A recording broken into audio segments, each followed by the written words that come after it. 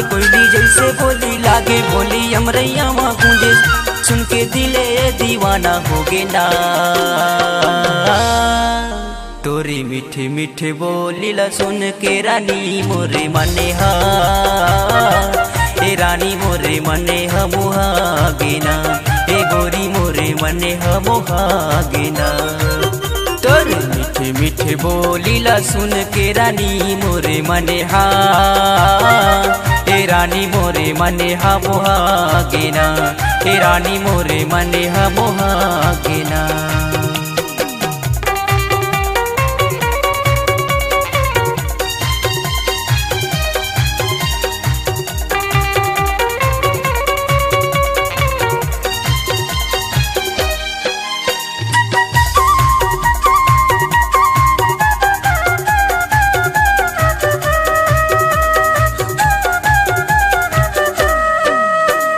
जबले सुने हो तोरे मीठे मीठे बोली, हो गे हूँ मैं दीवाना, काहे तोरे मन माओ रानी मोलते हाँ बताना।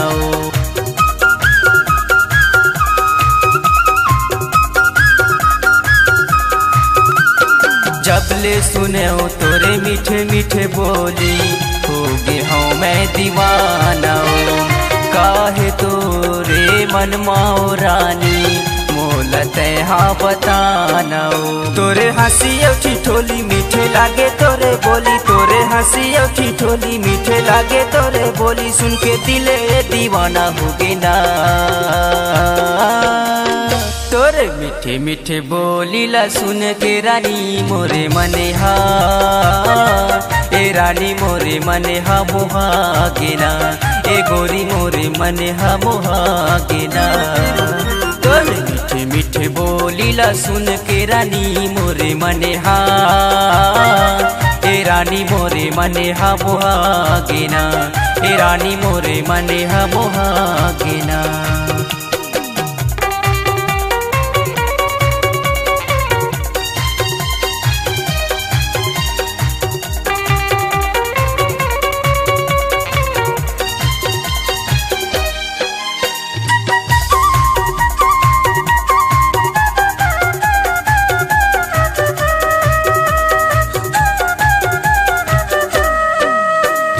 कजरारी नैनाले मारे मोला बानो, दिखते टूरीला जवाबे ओ, रूप के रानी ये चंदा रानी, दिल में लगे हावे पाने ओ।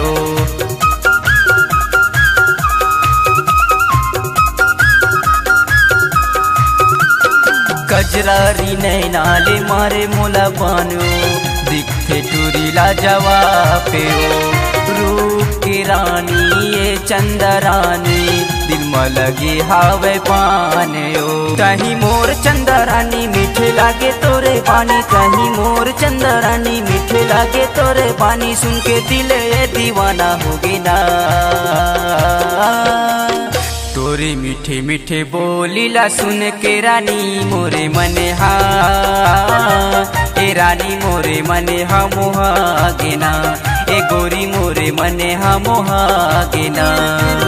तोरे मीठे मीठे बोली ला सुन के रानी मोरे मने हा, ए रानी मोरे मने हा मोहागेना, ए रानी मोरे मने हा मोहागेना, ए रानी मोरे मने हा मोहागेना, ए गोरी मोरे मने हा मोहागेना, ए रानी मोरे मने हा मोहागेना।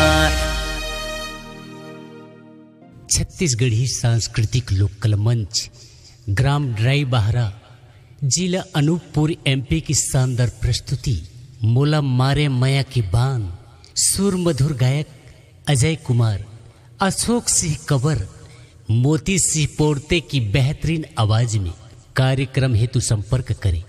हमारा संपर्क नंबर है 7728111952 और हमारा संपर्क नंबर 8959416961 और हमारा संपर्क नंबर है 8103538770। अपनी मधुर आवाज को एक नई पहचान और संगीत की दुनिया में बनाने अपना मुकाम। हरिओम स्टूडियो डिजिटल रिकॉर्डिंग के लिए संपर्क करें पुराना सरकारी हॉस्पिटल के सामने, शुक्ला बिल्डिंग, कंवरधा। हमारा मोबाइल नंबर है 73897654